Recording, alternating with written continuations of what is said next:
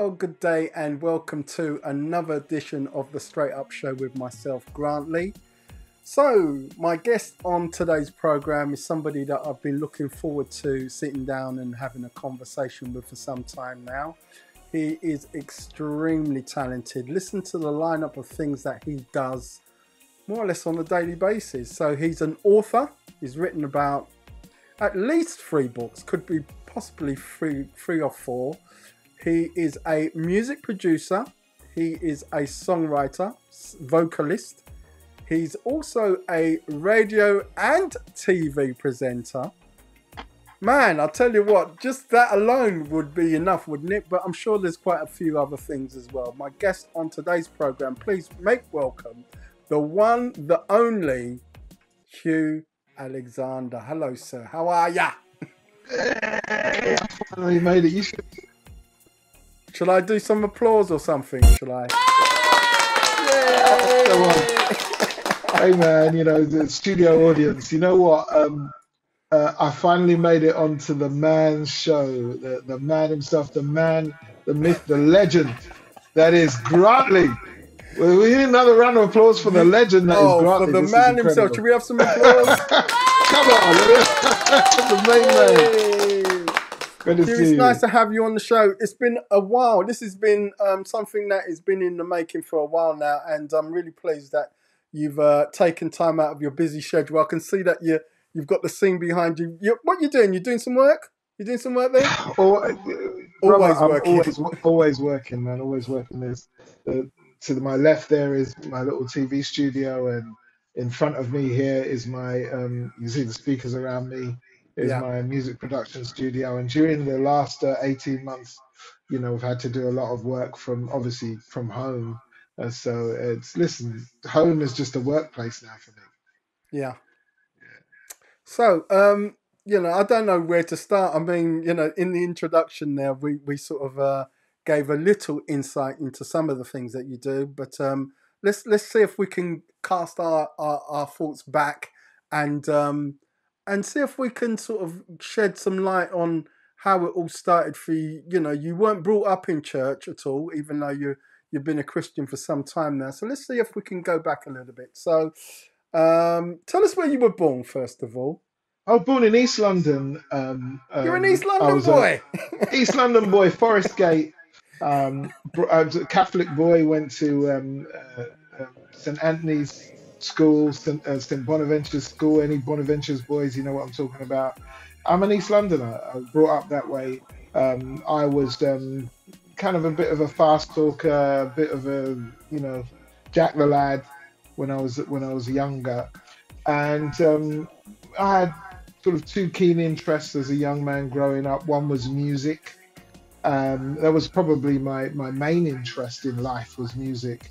But then secondary was girls, and cars. You know, it was that's how I grew up in the East End of London. Lots of fun. My dad was a very, very forward-thinking man. He was a politician and wanted better things for us. So, you know, I wanted to be out with the boys and the girls having fun.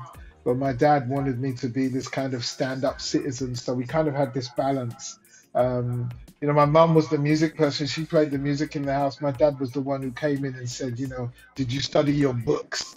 Right. So that's kind of where my background was. I think my mum won out in the end, although she'd be horrified to hear me say that. I probably spent more time listening to music and having fun with music and wanting to produce music than doing anything else. So in terms of that music now, let's fast forward because you've given a good explanation of how you sort of came up in East London. Bit of a wide vibe by the sounds of it, but you know, in terms of music wide. and Wide as you can get. Yeah. How did it start for you in terms of, you know, getting into music? Because you know, this isn't your first bite. This isn't your first rodeo, as they say. You've been an artist. In fact, I remember the days when you teamed up with, it was Pebbles and something else that you had this Boy, that was sort of duo thing going on. Long time ago. I was part of a duet that kind of, we didn't even have a record out, but we were just well known on the scene. We used to do stuff like you remember Tony Williams, the DJ, Reggae Yeah. Rockers DJ. We used to be part of his posse. So Pebbles and PJ. Pebbles was Ryan Ascot, is his real name. He was the singer. I was just his backing singer. And we used to do this road show with him, and we'd go around and sing various songs. We harmonized together. That was really the beginning. And through that, with my connections with meeting with Tony Williams, we started to meet a lot of artists, a lot of singers. We ended up doing backing vocals for people like Sister Nancy and what was it? Sideshow. Let the sideshow begin. What was that guy? Barry Biggs. Barry Biggs. Yeah, Barry Lot of Biggs. reggae artists. We did a lot of BVs for reggae artists on live Okay. shows. We did Okay. shows with Carol Thompson. We did shows with just so many people. Was one guy, Peter Metro. We remember doing being on stage with Peter Metro back in them days. Okay. A lot of people, even people like Brigadier Jerry. We were behind them. This was because anyone who came over to be with Tony Williams, you'd always see us.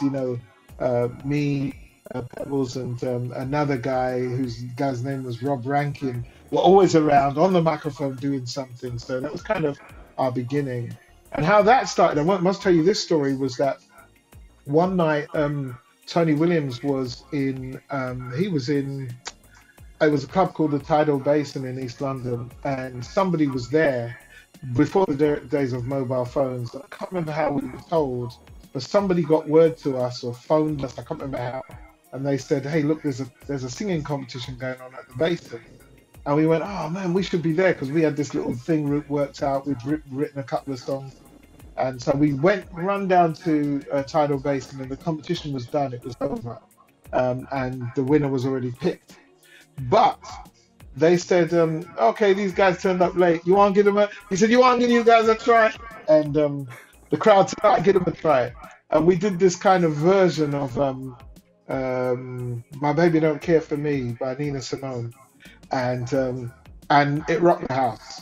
And that was the beginning. We just went around London just rocking the house with this thing that we did, which I can't even really explain. It just was a version of Nina Simone, but that was it.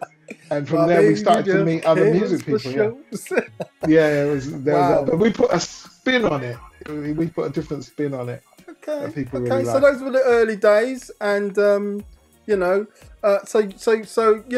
everything takes a natural process. You have your time. They say every dog has its day, and that came to the. Can I firstly say this to the Williams family, because Tony passed away not too long ago, but he was one of the pioneers of reggae presenting on radio. Him and Steve Bernard.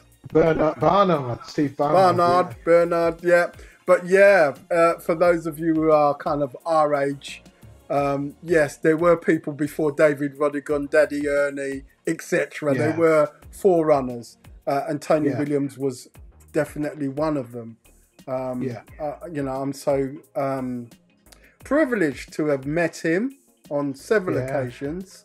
I remember the last time I did meet with him was when Lieutenant Stitchy came over in 2013, and he was invited to a church where Stitchy was ministering. But yes, going back to music with yourself, you had a burning desire to become a producer, and as such, you worked with a number of top level producers to get you into that field. Tell us how that all came about, please.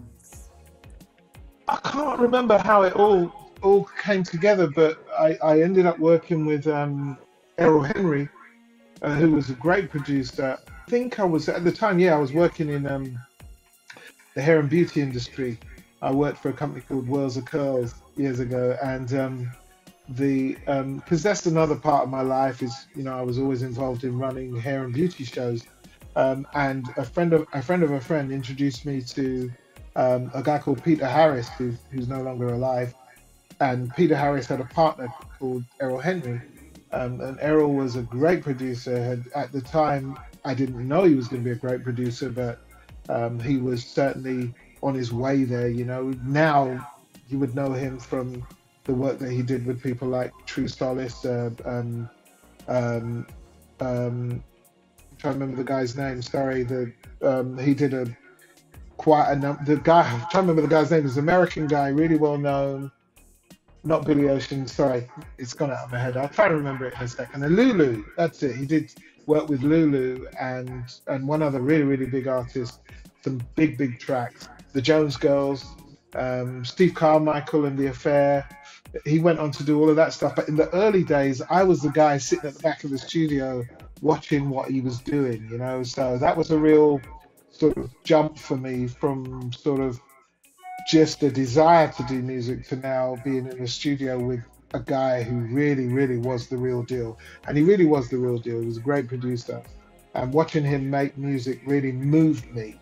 But this was before I became a Christian. So there was something about the music. And I met Steve Carmichael and I met lots of people who were sort of around the Christian music scene, but I didn't know it at the time. I didn't know. I just loved.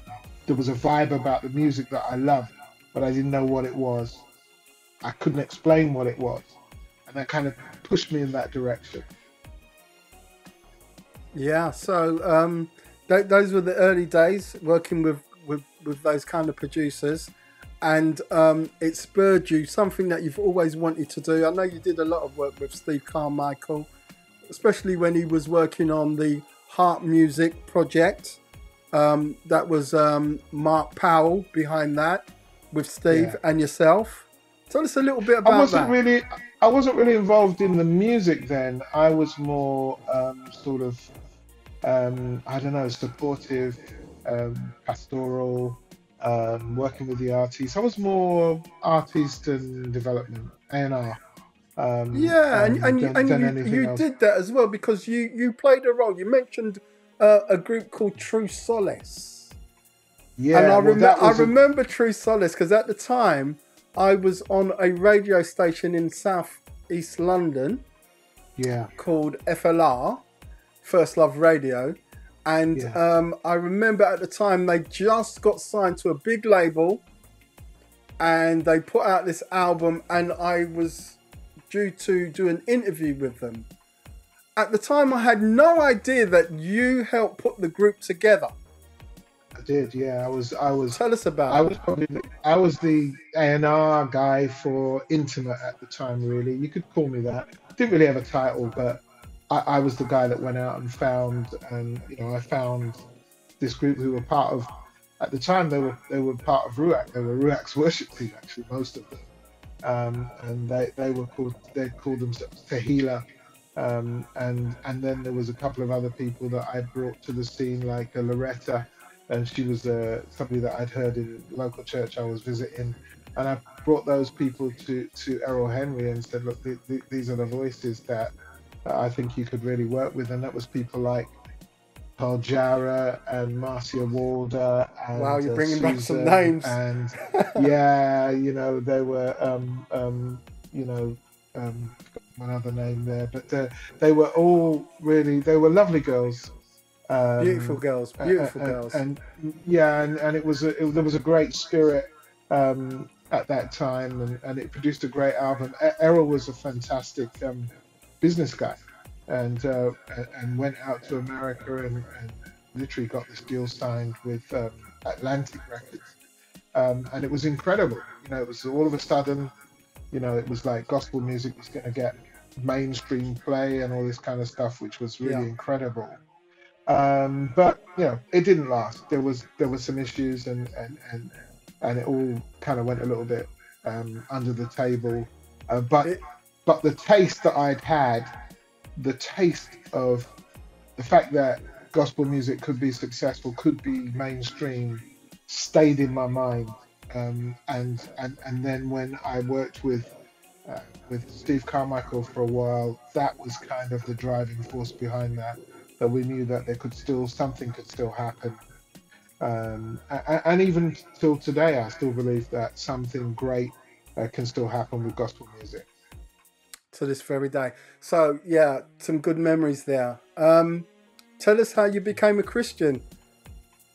So I was, funny enough, the weird thing was, I remember going to visit Errol Henry which would be like, Lord, over 26, 27 years ago. Yeah, I know. It's like dark ages. And I remember having a conversation. It was weird because I remember having a conversation with him. And at that point, he had come out of the church, but I didn't know that he'd come out of the church. And I was on my way to the church. I was searching. And I remember asking, here's the real story. There's a guy called Jack Rubin. We were working with him. I was working with a guy called Nixon Rosenberg, and we had a partnership. He was a bass player, and I was sort of semi-producing music then. And just give me 1 second. I just need to grab something real quick. Sorry about this. That's not a problem. I'm going to switch to me now. Yeah, sorry, I'm back. I'm back. Sorry. I had to just stop my phone from ringing because it was going to ring and make a big noise. So where was I? I was saying that I was, we were working with Jack Rubin and the Riddler. And Yeah. wrong shot. So Jack was, they had these tracks like, I don't know, you're lying, what's it something? Feel away on top or something. And we were doing remixes for them. Yeah, they were great. These guys were great. We were like the soul outfit and they were the reggae guys, and they wanted to do some reggae come soul stuff. So we started producing with them. And then in conversation with Jack Rubin one day, actually, he said to me something like this. He said, well, I'm going to go visit my spy, Steve Carmichael. I'm a born again Christian. And I said, you what? He's a who? He said, my spy, Steve Carmichael. I'm a born again Christian. That's exactly how he said it. If Jack was watching this then, he probably will see it. Oh, dear. He might remember the conversation. He said that to me. I was like, he's a born again Christian. What's that? And he said, well, he got church and he believe in Christ, And I said, there was something in me when I heard those words, that because I'd met Steve before, like I said, and I remember being in his studio and he played me some music, and I remember being moved, but not knowing why I was being moved. Do you understand? There was something going on in there that I didn't understand. I didn't get it. Something was stirring. Exactly. But when Jack said to me, why am I supposed to Steve Carmichael, I'm born again Christian, something clicked. I said, maybe, is that the thing that I felt when I was in Steve's studio? Yeah, that's what it was. I started sort of asking people, what's a born again Christian? And that was one of the questions I asked Errol Henry, and Errol was very philosophical at the time. He was very philosophical. He wouldn't, at that point in his life, he wasn't outwardly confessing his Christianity.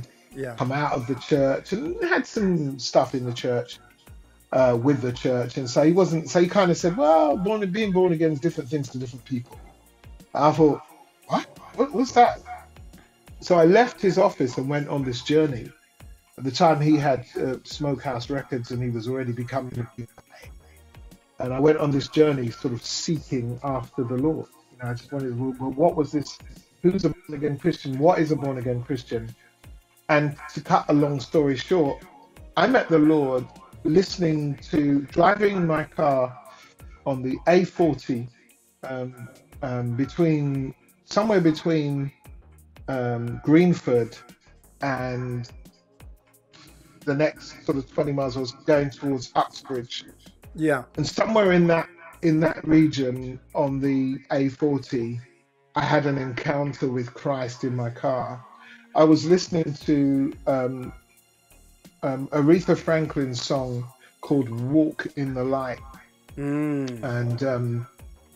it was I had been listening to the song for 2 weeks, because every time I'd listened to it in my car or on my stereo, because in those days we didn't have CD, so I had to make a tape of it that I could play in my car. And what I did was there was something about this music that did the same thing that happened to me when I was in Steve Carmichael's house, and I didn't know what it was. So I made a whole tape where one whole side of this tape was this song about walk in the light, beautiful light, Shine where the The dewdrops dewdrops of mercy shine bright, shine all around us by day and and by by night. night.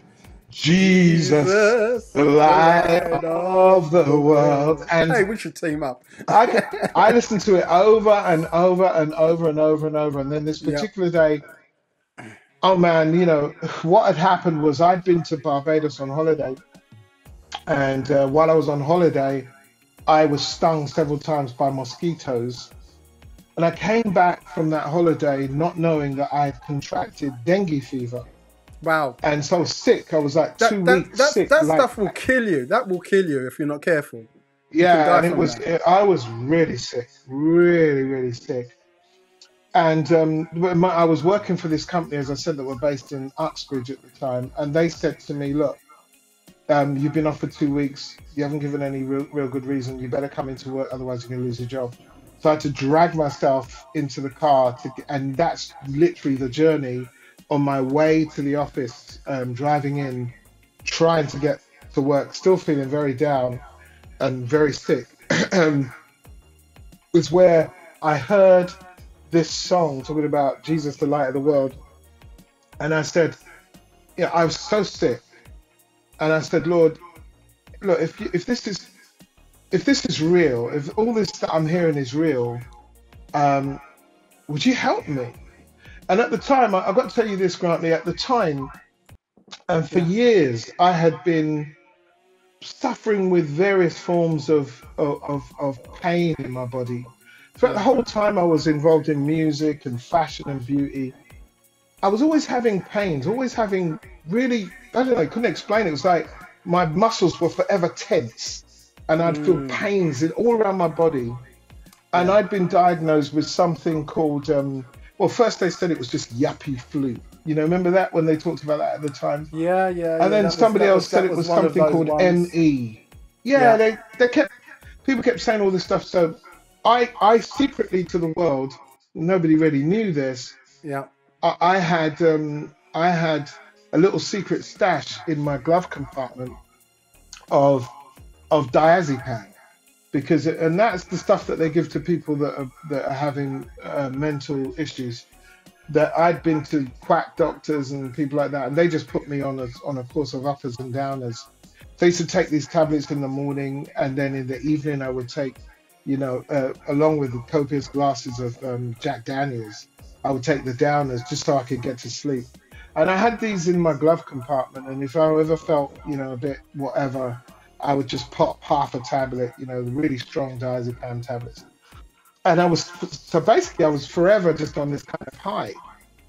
But this morning, I hadn't taken any tablets. Yeah. I was just driving my car, and then I suddenly just cried out to God and said, look, if you're real, please, help me. I'm in so much pain, just help me.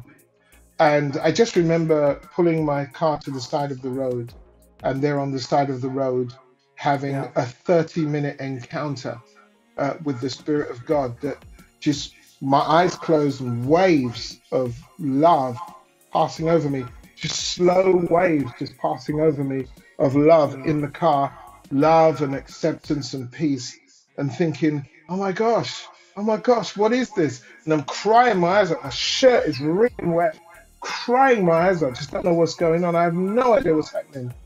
But then really feeling this strong presence in the car behind me. Like there's somebody in the car with me, and I'm sitting there. It's like, oh, there's somebody's in the car with me. I could feel this person in the car with me, but I couldn't move. My eyes were shut and I couldn't move. And that lasted for 30 minutes. I cried my eyes out, and at the end of it, I opened my eyes when I felt like that presence, that person was starting to dissipate or go. Right at that point, I opened my eyes, and when I did, I looked around me, and the world looked completely different around me.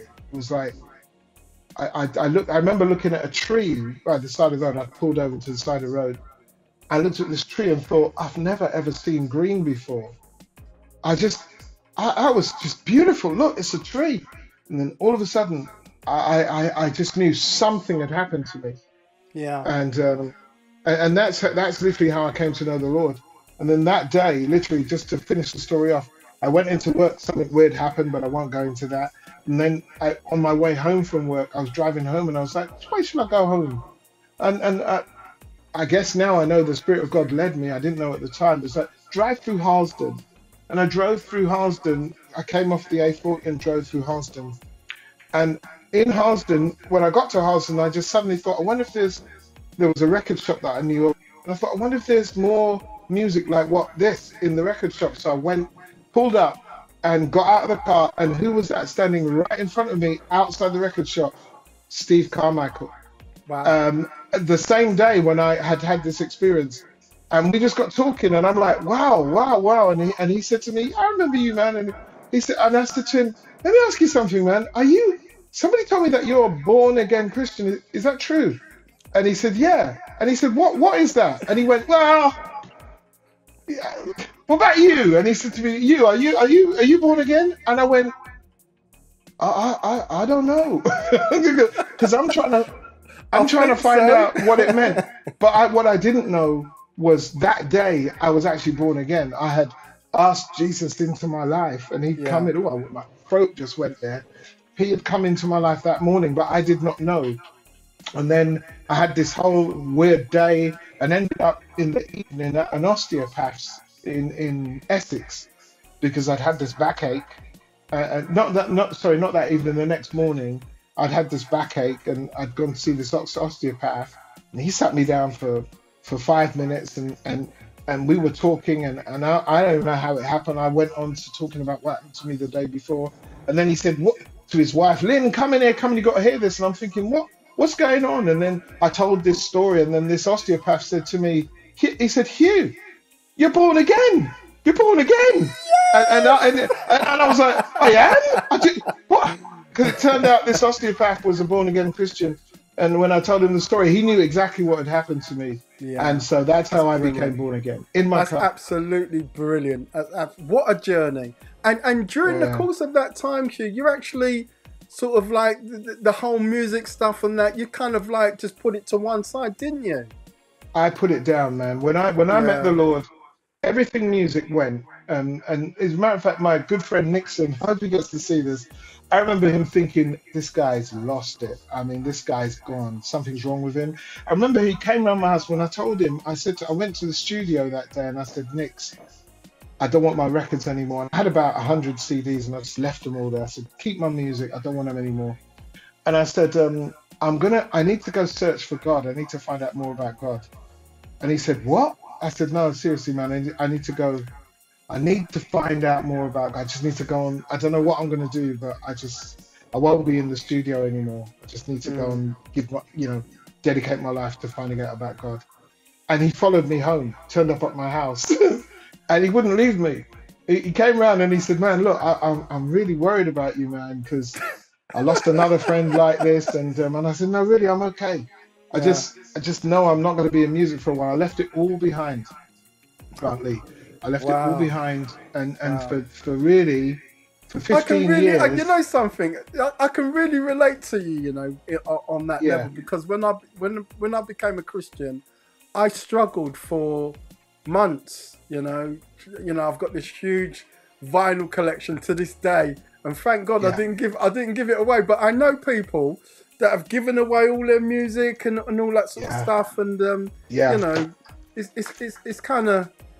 I guess it's different for everybody, but we all go through this phase, especially when we come to Christ, the zeal of it all, and I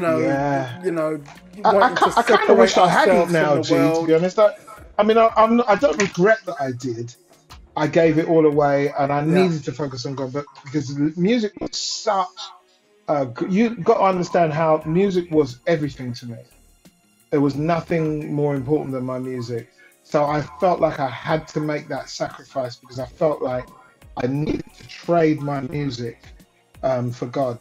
And so it was something that I did. Looking back on it now, I know I didn't really need to do that. Yeah. But nothing happens without a good reason, and God knew why I needed to. And that's the thing. I think a lot of people can can really relate to what you've just said there. You know that Yeah.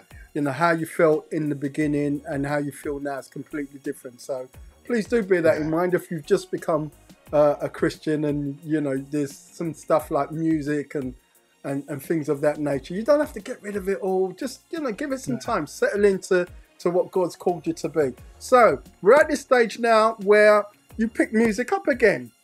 And over the last, say, 3 years, you know, the beginning of the pandemic and stuff like that, there was just urgency for you, Hugh. Tell us about that. Tell us about that. So, you know, because I've been doing television, I've done a lot of TV.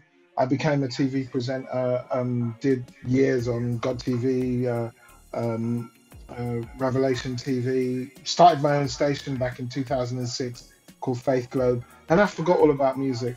But then I think it was in 2012, I sort of ran into Steve again and started to just feel like, yeah, you know, I used to love producing, and when we started the church, I started producing backing tracks for the church and things like that. So I was kind of getting a bit more familiar with the software again, and getting back to, you know, producing in the box like I used to. So I'd had a little tamper, and then we put out a little song in 2013 called Today's My Birthday. I did it with Steve Carmichael. It was a bit of fun, and it was like a return. But then I put it all down again and just got busy. Life makes you busy, and you kind of, the fun stuff gets left out. Then at the beginning of the lockdown, COVID-19 lockdown, I wasn't planning to do music. I just realized after about, I don't know, maybe a month of lockdown, some stuff was going on in the world. We had the whole George Floyd thing happening, and there was a lot of disquiet in the world. And I just felt like, I can't get to TV stations at the moment. What can I do? And I was down in my car, and I was listening to a track that I'd written like a couple of years before that I hadn't really finished. And I felt like the Lord said, go right upstairs, switch on your equipment, and start working on this track, and I'll bless it. And I did. And it was called, at the time, the song was called Family Time. And I ran upstairs and started working on Family Time. And as I was working on it, it just kind of morphed from Family Time. I found the lyrics were changing. Then all of a sudden, it sort of morphed into a song called One Day. And it became less about family, and it became more about the fact that God's made us all one, from one blood, and that, you know, racism was something that we needed to deal with, but looking at it from a Christian perspective, trying to preach that gospel out of my Christianity, but not doing it in a churchy way, doing it in a way that, in the way of a song that somebody might hear a song and think, actually, the lyrics of that song is very effective, and I felt the presence of God on it. And so I thought, yeah, I'm going to finish this and produce it. So I did. I finished it in my apartment in Spain, and produced it and sent it out to a few people. You were one of them. Probably the first person that sort of picked up on it was a guy called John Leach on the BBC. Yeah, on the BBC. And BBC. John sort of heard it and said, I love it. And I was like, it really sheepish. I hadn't done a song in a long time. Sent it out. I was like, don't know. What do you think? Do you think it's something that would I could send, that it could be seriously something that I could put out there? And John went, mate, I love it, and I'm playing it on Sunday. I was like, you're playing? You what? You what? BBC. Yeah. You know, when I He's first like, heard I'm the song, playing it on actually, Sunday. when I first heard I was the like, song, wow, I wasn't expecting that. And then he sent it to Gary Spence over at Solar Radio. He's like, I'm playing it this Sunday on his show. And then he made it the record of the week, and then other DJs started making it record of the week, and then, you know, you were playing it, and other big, really well-known DJs, and then Greg Edwards, My I mean, I grew up listening. Everybody's getting name checked today. So Greg look, started playing it. I'm telling you, something got imparted on you, and it's just gone from strength to strength to strength to strength. You know, and you know, as a result of that, along comes the idea for the EP. So the EP is now out in stores. One Day, the original, and the Freedom mix is what's been playing in the background as we've been talking.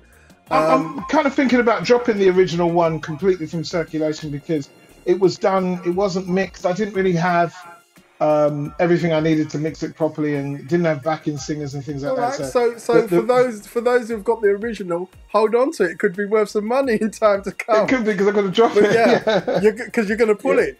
You know, but I'm going to pull it. Yeah. Something special happened, Hugh. Something special happened, and during that special time, God also imparted in you to produce and to write a song called "The Blood Speaks for Me." Yeah. We have to talk about "The Blood Speaks for Me," how it came together. Let me just say this before you start the journey. Let me say this: when you sent it to me, I was totally blown away. You know, you've sent music to me in the past, but "The Blood Speaks for Me" is one of those songs that will never, ever grow old. It's an iconic song that I believe for years and years and years to come. If you haven't heard this song, let me address the camera full on. If you have not heard this song, I shall be playing the music video in just a little while. Listen to the song carefully. It is a song of all ages. It's a song that I'm telling you now, it will just be around forever. But tell us how the song came about. "The Blood Speaks for Me."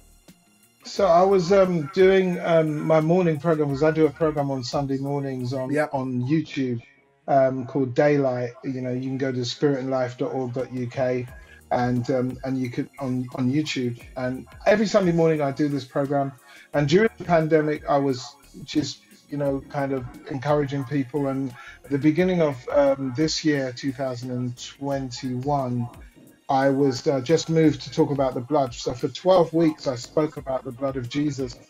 And 1 week I was talking about the great songs that were written about the blood, like William Cowper, who wrote "There is a Fountain Filled with Blood."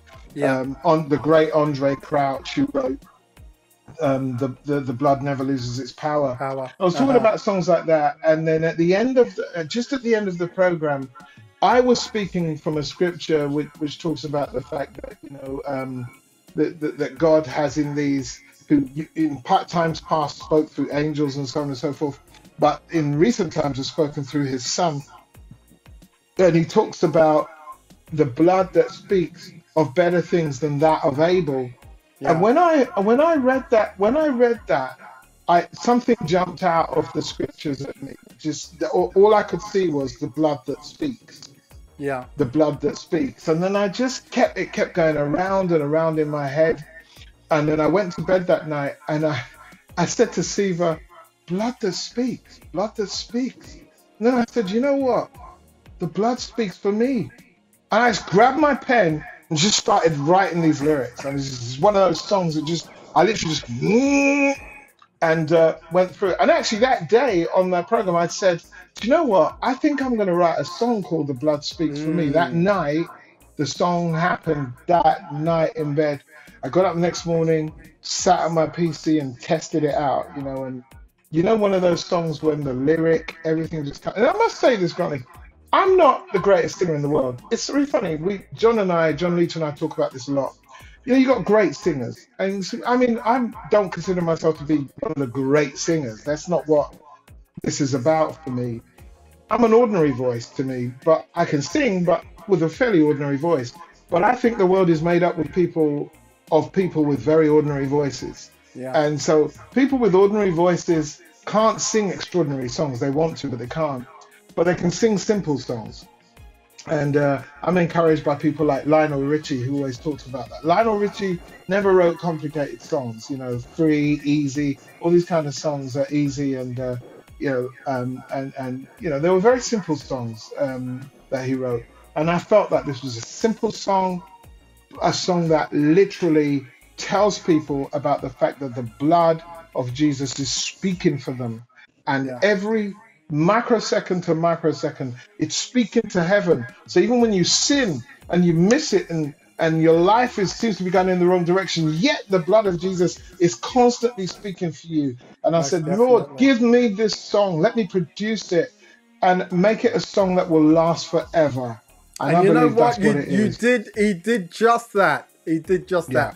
that. Should we play the video? Go ahead, man. Yeah, let's worship. Watch this video. This is in fact, you introduce it. Go ahead and introduce it for me. This is the song called Hugh Alexander, and this is the song called "The Blood Speaks for Me." Enjoy.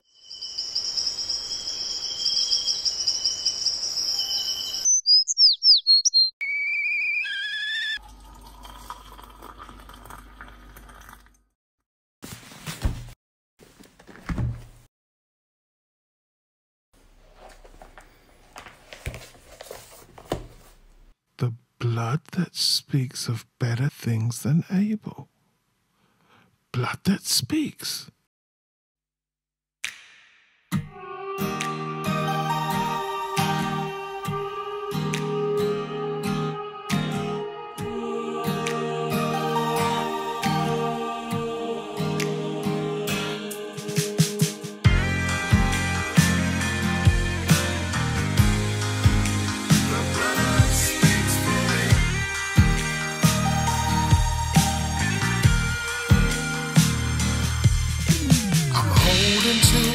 Promises you have given me, even though I don't deserve your grace and your mercy, Lord, I see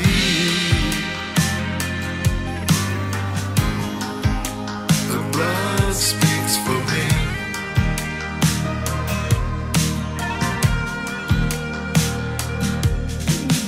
Many are the weapons born from my enemies.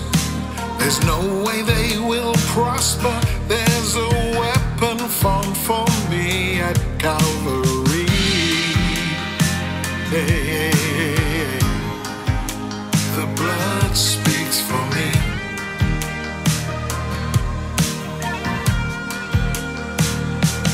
Higher than angels, speaking of your righteousness, better than Abel, justified by heaven's best.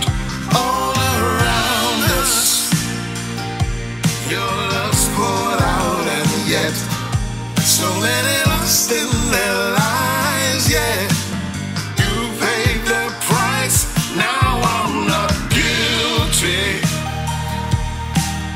You set me apart and then you cleanse me. Now, Lord, through the Spirit you live in me. Oh yeah, the blood speaks for me.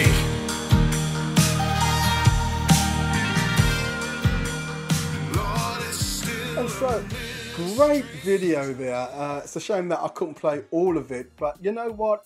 If you do want to see the full length of The Blood Speaks for Me, that's real simple. Just jump onto YouTube, do a search for Hugh Alexander, Blood Speaks for Me, and you can watch all of that. Hugh, that was excellent. And like I was saying earlier on, you know, the actual concept of the whole song and everything. And as we both know, there have been many songs that have been written about the blood of Jesus that have standed the test of time, and I certainly know for a fact that your song is definitely one of them. That's my prayer, and yeah, if people love it and share it, that would be just a wonderful thing. Just love It certainly would. It certainly would. Now, the EP that you've got out is out now. How can people get their hands on that?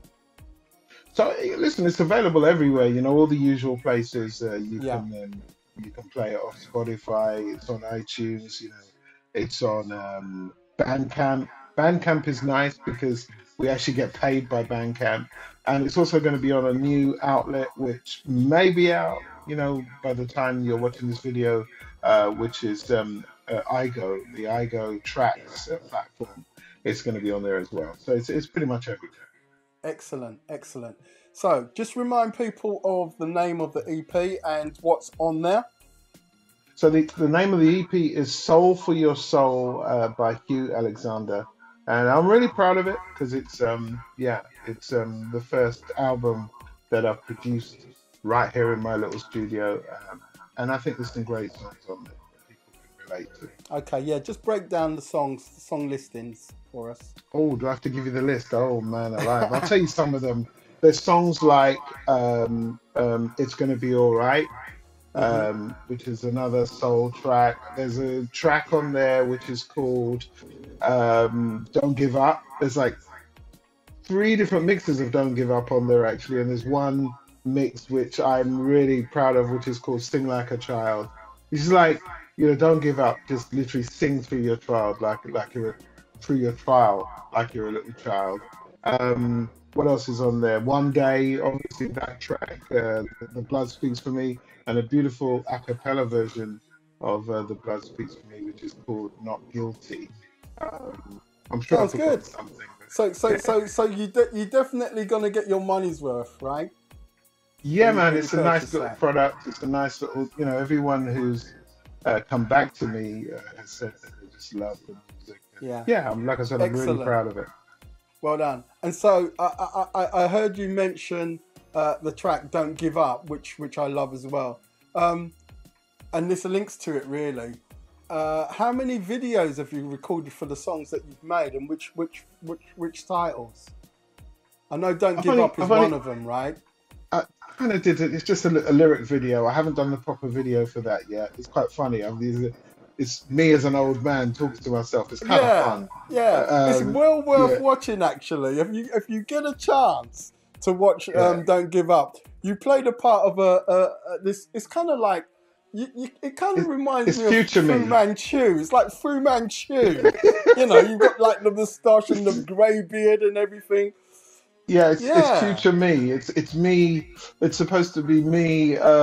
X amount of years in the future. I'm like 90 years old or something, and I call myself from the future, and I'm with a message, to tell myself not to give up. That's definitely another one for you to go check out on YouTube. Don't Give Up, Hugh Alexander. If you want to see him in the future, what he looks like, then head over to YouTube and search out that one. Don't Give Up. Great. So there are plans for you to shoot, as you put it, a proper video for the. Is it The Blood Speaks for Me, or is it for One Day?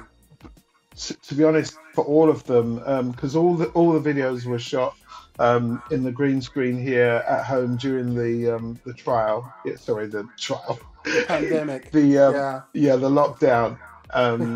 But now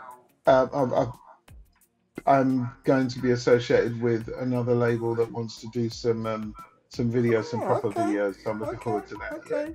Okay. Yeah. So you're set up. You've got your agents in place, and you've got everything all set up now. Right? Yeah.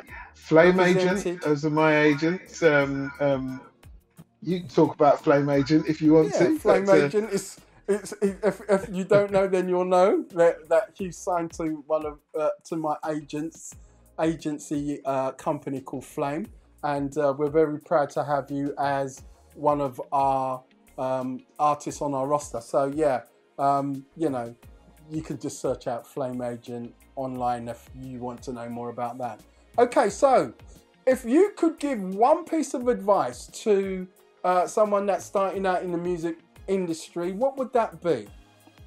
Someone that's starting out, I would answer it by saying to you that in my case, there's young people starting out all the time. They've got their own motivations, but I would like to speak to that person who maybe thought that it's passed them by, or thought that maybe they're too old to do it. And I want to say to you, you're never too old. I want to say to you that if there's something in you, then you just get it out of you. Don't leave the earth with your visions still inside of you, as famously was said by Miles Monroe. Get it all out of you. Whatever's in you, get it out of you, and do it because you love God, not because you want to make a bunch of money, but because you love God, and let God take care of the money side. Absolutely wonderful advice. if people want to know more, find out more, reach out to you, how can they do that? What are your social network platforms? Ah, gosh. Well, I'm on Facebook. Uh-huh. Kind of. Let me just give my website out. It's HughAlexanderMusic.com. HughAlexanderMusic.com. And I think it's the best one, but I'm trying to get hold of one of those link tree things where you can put all of your links on one thing. I'll probably have that done by the time this video is done. But so if you go to HughAlexanderMusic.com, then you'll find it there. My link tree. You know what? It's been a pleasure speaking to you, Hugh. And pleasure you was know, all mine. They say nothing before the time, but yeah, it's been a while, and it certainly has been a pleasure speaking to you. So thank you so much. I pray that God will continue to bless all your endeavors. There's so much that you do. So yeah, keep up the God work. And thanks so much, brother. Thank you so You much. too. I mean, I've got to say, you know, you're doing a great job. Thank you You're so doing a much. great God job is awesome. as a support. You know, Yeah. and we need we need you to keep doing what you're doing. I'll tell you what, this whole period of time launching the album has really showed me the value of what guys like you do. So I want to say God bless you, keep up the good work, and I hope a lot of people support you and get behind you too. So there you go, our friend of the channel, right here on Str8up Show, Hugh Alexander Jackman. Make sure you go check out his Soul for Your Soul EP. It's available on Bandcamp. Thank you for watching today. I'll be back with another great interview. So please do continue to watch the channel G-Force TV. Do like, subscribe, and follow us. Thank you. Until next time, take care.